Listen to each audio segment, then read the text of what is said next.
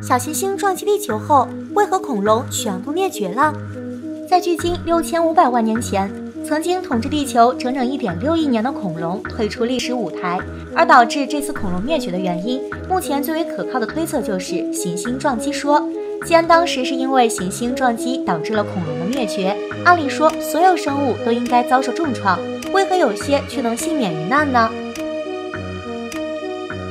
很多科学家推测，陨石撞击虽然是导致恐龙灭绝的直接原因，但却不是根本原因。而撞击所造成的一系列后果，才真正让恐龙走向了灭绝。在陨石撞击过后，滔天海啸席卷全球，森林大火和火山爆发，向空气中释放了大量的灰尘和有毒气体，地震甚至还造成了板块的位移。正是这些持续性的灾难，使得地球温度骤减，大量植被消失，而以这些植被为食的食草动物也相继灭绝。因为恐龙自身没有厚厚的皮毛，再加上失去了食草动物这些食物来源，无法适应当时的极端环境，才最终走上了灭绝的道路。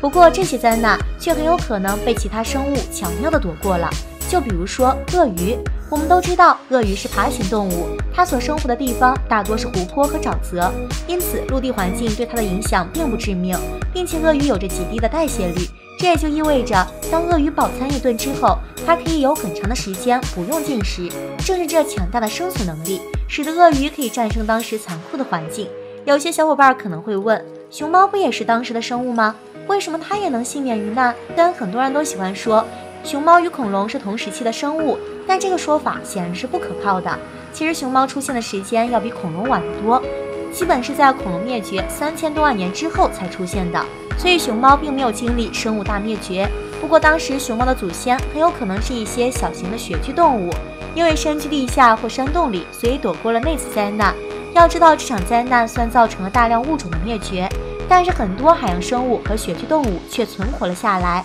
还有一些生命力极强的昆虫，比方说小强。而很多人觉得熊猫也经历了那次灾难，是因为在第4纪冰期时确实也发生了物种灭绝，